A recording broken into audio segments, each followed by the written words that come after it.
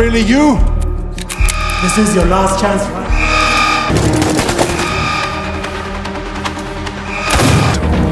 What's the math?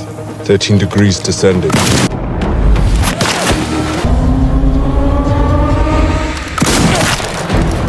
Impact center. You take left. I'll take far right target. Wait for it.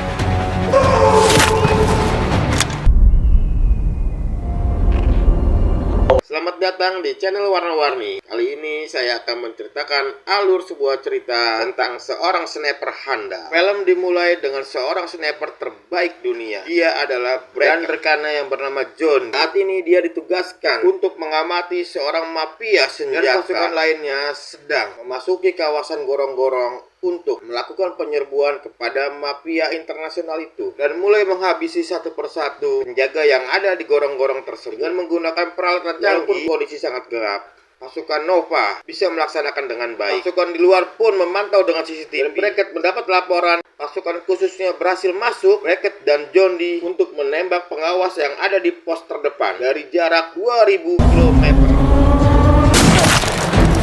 Impact center. You take left. I'll take far right target. Dan pasukan lainnya bergegas memasuki gedung utama. Dengan hati-hati dia masukin gedung tersebut. Dan karena ini misi pertama John D, dia hampir membuat kesalahan yang sangat fatal. Dan sementara itu, anggota lain mulai melakukan target. Namun, pemimpin yang bernama Moby membuat kesalahan. Satu tahanan kabur dan dia menuju ke ketua mafia tersebut. Dan akhirnya pasukan Modis pun harus berhadapan dengan para mafia tersebut. Modis dan pasukannya untuk segera mundur. Namun Kopalap segera menyalakan alarm peringatan dan memerintahkan anak buahnya untuk menghabisi Modis dan pasukannya.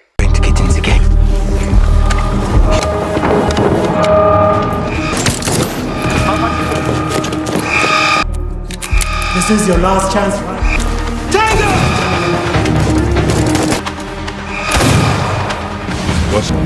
What's the math? 13 degrees descending. Kopalap yang sudah berhasil melarikan diri di bunker, dia langsung menelpon Perdana Menteri untuk meminta bantuan.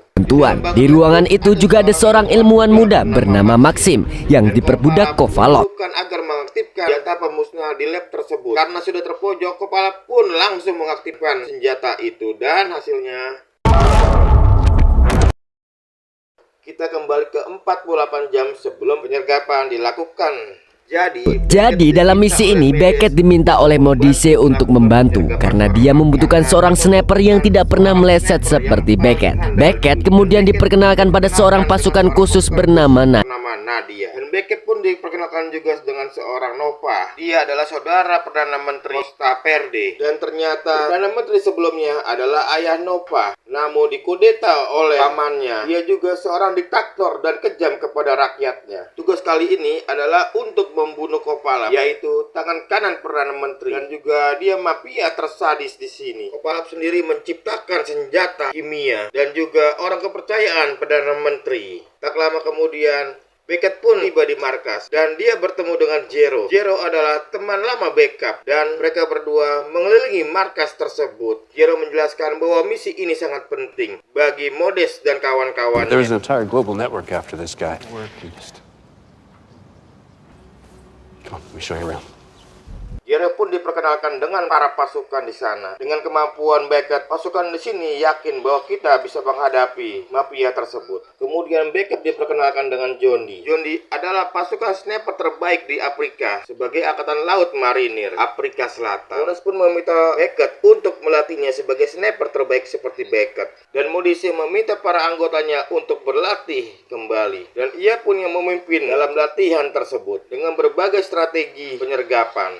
Operasi ini dilakukan dengan senyap dan cepat tanpa ada kesalahan sedikit. Harus antisipasi jika ada pasukan milisi membantu Kopalov. Find and secure the research laboratory.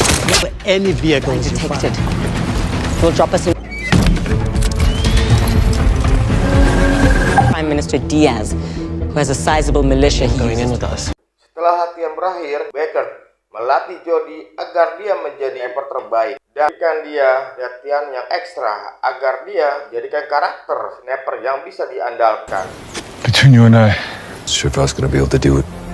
Good work today. Dan setelah latihan, Beckett dan Jody bergabung dengan pasukan yang lainnya. Dan Moyes memberitahukan bahwa Anges, sang wakil kapten, dia adalah pasukan yang sangat istimewa karena bertugas dia mendapatkan 11 tusukan di perutnya. Dan semua pasukan pun bersorak kepada Angel.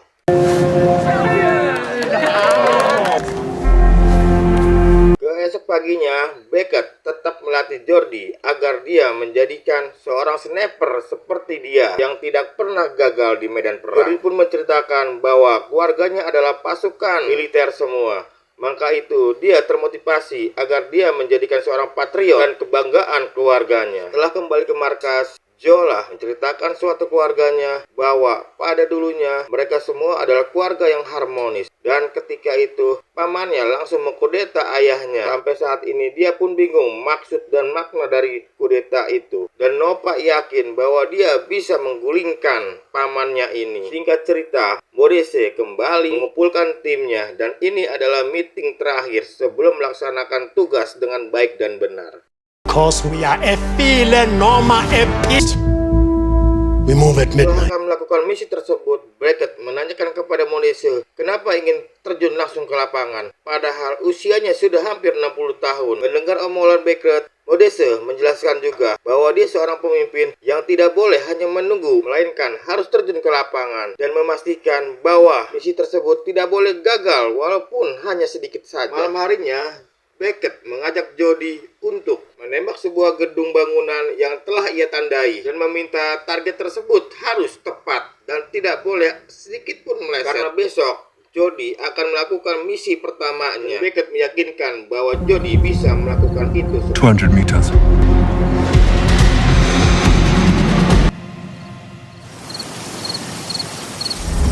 Dan ternyata senjatanya tidak berpeluru. Beckett hanya melatihnya agar Jody tidak grogi dalam melaksanakan tugas. Dan seorang sniper harus bisa tenang walaupun itu dalam keadaan terdesak. Dan Beckett pun, jika misi pertamanya Jody gagal, Jody harus bisa belajar dari pengalaman itu karena Beckett pernah mengalami kegagalan dalam misi pertama. Dan pasukan pun bersiap untuk menuju markas Kopalov. Kemudian kita beralih ke adegan pertama. Di saat Kopalov meledakkan kimia berbahaya. Namun seluruh pasukan ternyata selamat semua karena menggunakan baju pelindung. Dan Modese pun menangkap Kopalov yang baru tersadar dari pingsannya. Salah satu pasukan yang bernama Hela sangat khawatir dengan kondisi Hilo. Kemudian Beckett dan Jody pun datang dan menanyakan tentang ledakan barusan. Dan Modese mengatakan bahwa mereka hanya mendapatkan gelombang kecil dan semua pasukan pun selamat. Namun Kopalov menjelaskan bahwa mereka akan segera mati karena ada radiasi yang sangat berbahaya. Dan benar saja, apa yang dikatakan Kopalov, terlihat Modese mengeluarkan darah dari hidungnya dan tiba-tiba dia pingsan seketika dan ternyata langsung meninggal. Bahkan Kopalov dan Maxi pun langsung tumbang seketika.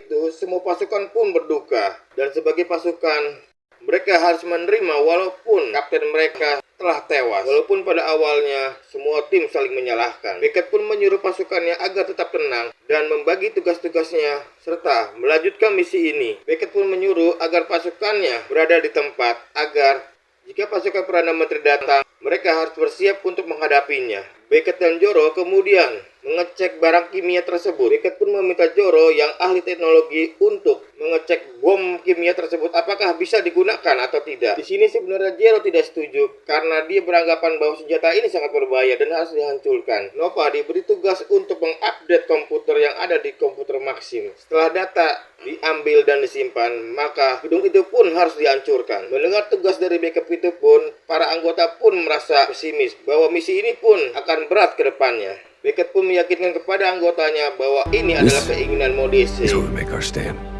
I become 60. Karena telah mendapatkan kepercayaan dari anggota tim, akhirnya Beckett menyiapkan semua pasukannya dan membagi tugasnya agar bisa menghadapi pasukan perang. Sementara itu, Beckett dan pasukannya menyiapkan amunisi untuk persiapan penghadapan pasukan dari Perdana Menteri. Di sisi lain, Hera yang merasa terpukul atas kematian mengambil kampak Helo untuk membantunya dalam menghadapi pasukan dari Perdana Menteri. Di waktu yang sama, Nova sangat grogi dalam menghadapi penguploadan data, dan BK pun menenangkan dia untuk segera menyelesaikan penyimpanan data tersebut. BK pun memberikan HP detonator untuk berjaga-jaga. BK mengarahkan Jondi untuk persiapan menghadapi Perdana Menteri dan memberikan posisi yang pas pada saat lawan itu datang. Dan BK meyakinkan Jody bahwa ia adalah sniper yang terbaik saat ini. Light thermals on the incoming militia caravan. Front. Leadership's in action. Not a Tak lama kemudian, anggota Perdana Menteri pun tiba dan para anggota pun melaporkan melalui telepon yang disediakan. Dan terlihat juga Hera yang masih bersedih karena kehilangan sahabatnya. Beckham pun memberikan motivasi agar Hera tetap fokus dalam misi ini. Mereka menyatakan bahwa seorang tentara dikatakan bukan suatu teman, melainkan harus menjalankan suatu tugasnya, yaitu membela sahabat dan jati diri. Today we're fighting for the freedom of Costa Verde. Because that's we fight without fear. More important than fight for your own freedom. For Badisa and for all of them. Dan saat pasukan milisi pun masuk, mereka langsung terperangkap oleh pasukan Bereket.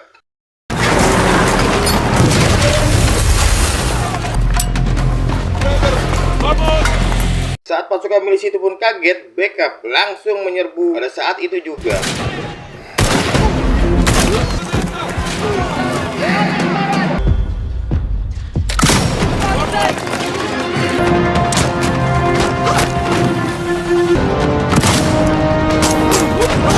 Ternyata strategi Beckett pun berhasil, dan pasukan Beckett pun dengan mudah menghabisi pasukan milisi tersebut.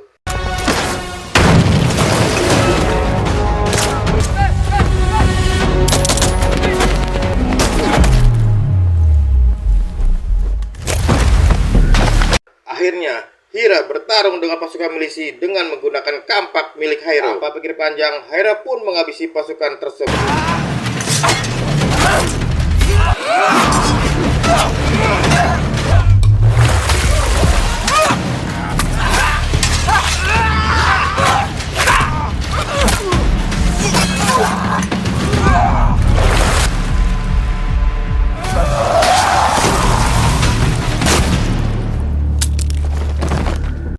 Di sisi lain, Backup yang mengetahui ada milisi masuk dengan mobil taktis. Lalu, Backup mengambil senjata andalannya dengan cara membidik kepala milisi tersebut.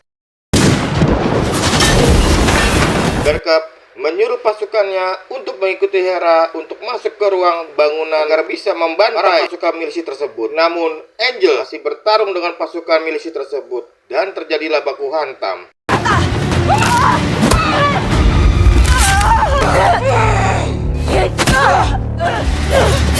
Dan akhirnya Angel pun mengalahkan pasukan milisi tersebut. Dan Jordi pun segera mengajak Angel untuk masuk ke ruangan tersebut. Di sisi lain, Jero telah kehabisan amunisi. Namun Jero tetap bisa mengalahkan pasukan tersebut.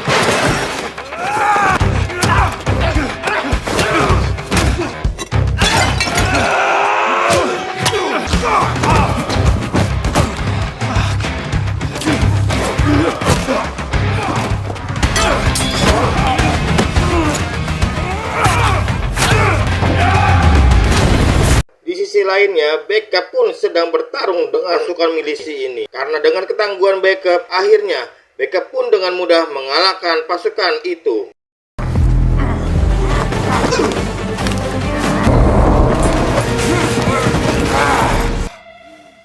Setelah menghabisi pasukan milisi tersebut, Backup mendapat laporan dari Nova bahwa unggahan senjata kimia itu sudah mencapai 99%. Ternyata pasukan milisi pun datang menghampiri Nova. Jadi mau tidak mau, Nova pun harus membuat sesuatu. Akhirnya Nova berhasil mengupload seluruh data ke satelit. Mendengar itu, Backup pun melakukan rencana selanjutnya. Di sisi lain, Hera ternyata semua peralatannya telah rusak dan dia melaporkan ke Backup. Dan di saat dia menyalakan suar, ternyata pasukan milisi tersebut berada di depannya dan langsung menghabisi Hera. Mengetahui Hera telah terbunuh, maka Backup langsung menghabisi pasukan milisi tersebut. Backup pun memerintahkan seluruh anggotanya untuk segera berkumpul dan meninggalkan tempat ini. Sayangnya, Hera tidak bisa diselamatkan dan dia harus meninggalkan tempat ini. Sayangnya, dia langsung diserang secara babi buta.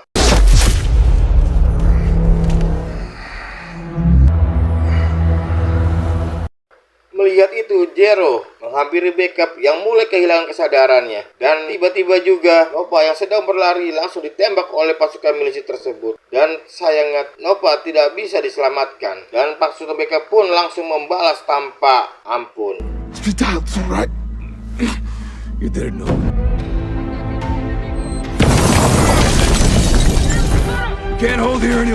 Meski berhasil menghancurkan ruangan tersebut, namun Backup berpikir bahwa dia sangat kecil untuk bisa selamat. Akhirnya Backup menawarkan diri untuk menjadi umpan agar pasukannya bisa segera keluar dari ruangan tersebut. Namun Jero tidak ingin Backup menjadi pahlawan sendirian. Akhirnya dia juga ikut bersama dengan Backup menjadi umpan. Dan mereka pun berdua menyerang pasukan milisi dengan gagah berani agar pasukannya bisa segera kabur dari ruangan tersebut.